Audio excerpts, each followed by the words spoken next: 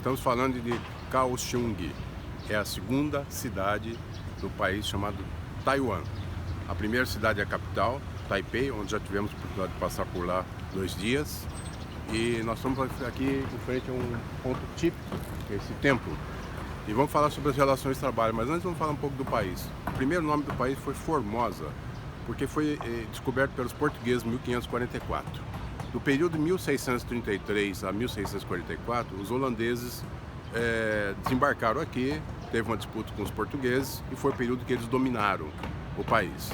Depois, os chineses acabaram tomando o país e ficaram aqui por 2 séculos, até 1895. Em 1895 houve uma guerra com o Japão se instalou aqui, dominando o país, continuou sendo um país colônia.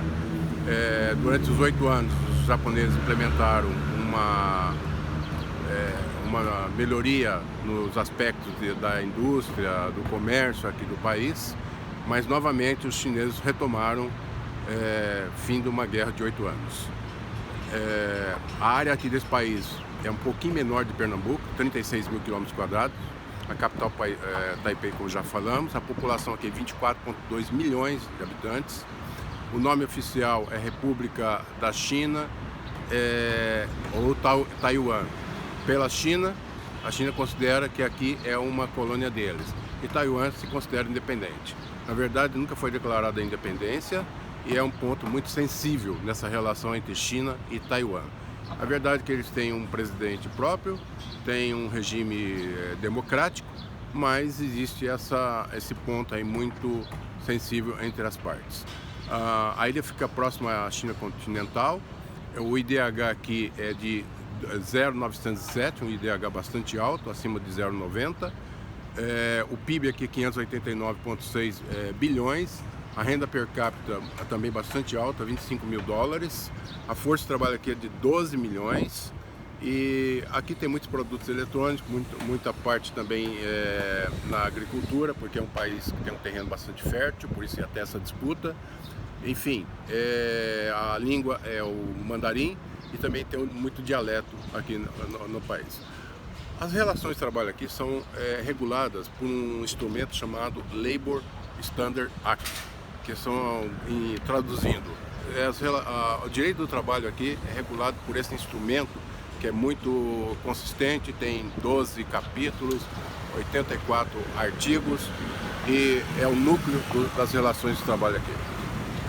A jornada de trabalho é de 40 horas semanais, no máximo 48 na semana.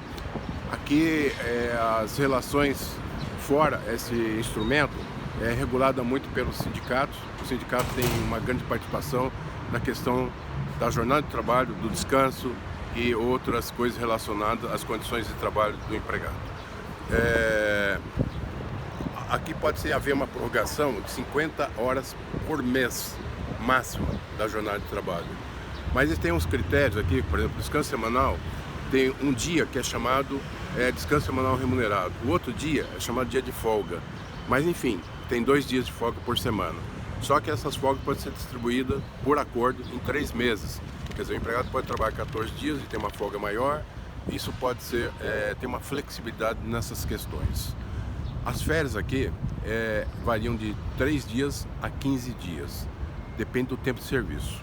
Começa com 3, vai para 4, aí 7, 5, 7, 10 e 15 dias. Com 10 anos o empregado tem direito a 15 dias de férias. A partir dos 10 anos, para cada ano ele tem mais um dia de acréscimo, chegando até 30 dias.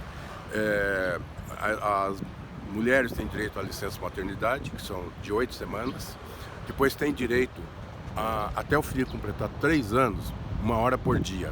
Essa 1 hora por dia ou reduz a jornada, ou então ela pode negociar, trabalhando a jornada de 40 horas, distribuindo essas horas ao longo da semana em diferentes horários, para que ela não perca o salário, até os 3 anos de idade.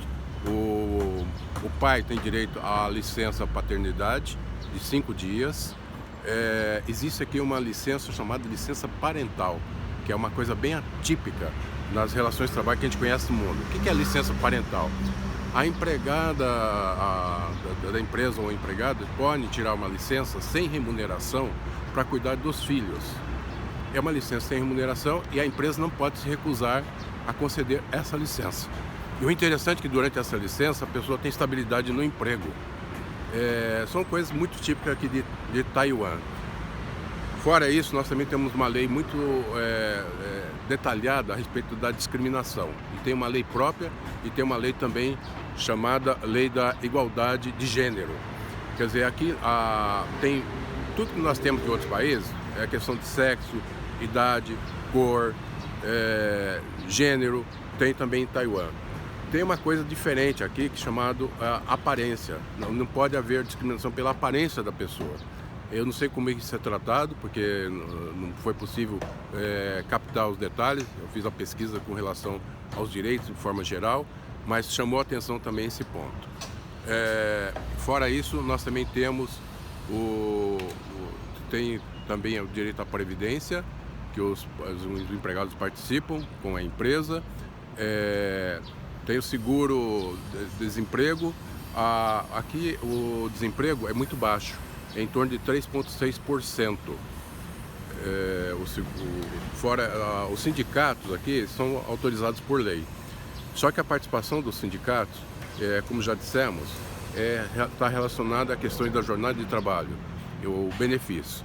E também tem uma coisa diferente aqui em Taiwan, que é chamado os conselhos de empresas. Os empregados são eleitos, esses conselhos de empresas são criados para que os empregados debatam as questões referentes às condições de trabalho, notadamente jornada de trabalho, benefícios e qualquer modificação que a empresa queira fazer no regulamento da empresa relacionado aos empregados, é esse conselho que aprova.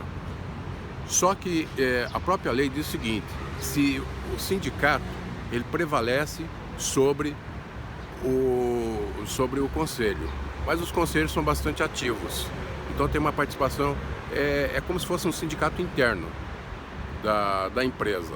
Então os empregados são eleitos e eles têm essas prerrogativas dadas por lei. Outra coisa, a empresa que tem mais de 30 empregados, ela é obrigada a ter um regulamento e aprovado por um órgão do governo. O regulamento deve versar sobre as condições de trabalho, deve estar versando sobre a questão disciplinar, sobre movimentações de pessoal, promoção, mérito, transferência. Então a empresa tem que ter isso escrito e aprovado. Aqui também tem uma questão que é bastante diferente, é a chamada não competition. Em outros países também tem, mas aqui o prazo, se uma pessoa sai de uma empresa para trabalhar no mesmo segmento, ela tem que ter uma carência de 2 anos. Só que o empregado ele tem 50% da sua remuneração, porque ele tem que ter forma de sobreviver, com ele e a família. E fora isso também existe uma compensação financeira pelo prejuízo que ele vai ter de não poder trabalhar durante 2 anos numa empresa concorrente. É a chamada non competition. Quando a empresa aqui é vendida, também o contrato de trabalho não é assegurado que ele vai ser mantido pelo novo empregador, só que os benefícios da empresa anterior são mantidos, como por exemplo o plano de previdência, o seguro-saúde e outros benefícios que ele havia conquistado. Só que o novo empregador pode contratar esse empregado e manter as mesmas condições, porque o acordo coletivo se mantém e tudo que foi regulado também pela própria empresa também é mantido. Só não há garantia de que ele vai ter o contrato continuado na nova empresa. Enfim, essa é uma visão geral do que nós temos aqui em Taiwan, com questões, algumas bastante típicas, como nós citamos, e as relações de trabalho aqui parecem bastante pacíficas, é um pessoal bastante disciplinado, uma disciplina muito rigorosa. Houve uma influência assim do Japão, que ficou aqui nesse país por 8 anos, assim como a própria cultura aqui do taiwanês, ele é bastante perceptível para quem vem para cá. Muito obrigado e vamos estar descrevendo um pouco mais, com mais detalhes no nosso site www.alfredobotone.com.br. Lá vocês encontrarão uma página especificamente sobre como é que são as relações de trabalho aqui em Taiwan. Muito obrigado.